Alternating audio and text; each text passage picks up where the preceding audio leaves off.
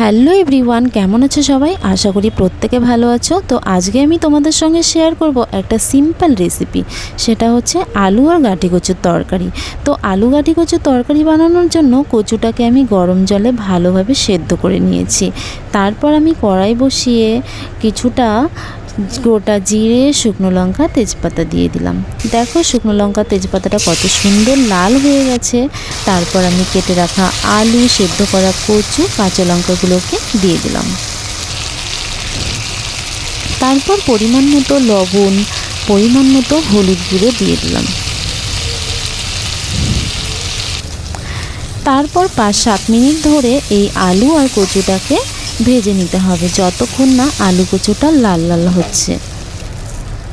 দেখো 5-7 মিনিট ধরে ভাজা হয়ে গেছে, লালও হয়ে গেছে। এরপর আমি পরিমাণ মতো আদা কুচি দিয়ে দিলাম। আর শুকনো লঙ্কা পাউডারটা তোমাদের কাছে অপশনাল, তোমরা চাইলে দিতেও পারো, নাও দিতে পারো। অনেকে কালার আসার জন্য দিয়ে থাকে, কিন্তু আমি তোমাদের প্রথমেই বলেছিলাম আমি একটা সিম্পল রেসিপি শেয়ার করছি, তাই জন্য। তো এবার আমি পরিমাণ মতো গরম জল দিয়ে দিলাম। আমি আগে থেকেই কিছুটা গরম জল করে রেখেছিলাম।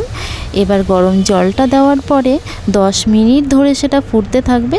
দেখো 10 মিনিট হয়ে গেছে। এবার দেখো আলু কচুর রেসিপিটা কত সুন্দরভাবে তৈরি হয়ে গেছে, দেখে কতটা সুন্দর লাগছে, খেতে কিন্তু ভীষণ ভালো হয়েছিল। তো আমি চাইবো তোমরাও বাড়িতে একবার সিম্পলভাবে এই রেসিপিটা তৈরি করো। তো আশা করি তোমাদেরও এই ভিডিওটা ভীষণ ভালো লাগবে। আর ভালো লেগে থাকলে অবশ্যই একটা লাইক, কমেন্ট ও শেয়ার করে দিও। আর চ্যানেলটাকে সাবস্ক্রাইব করে দিও। চলো দেখা হবে আবার নেক্সট ভিডিওতে।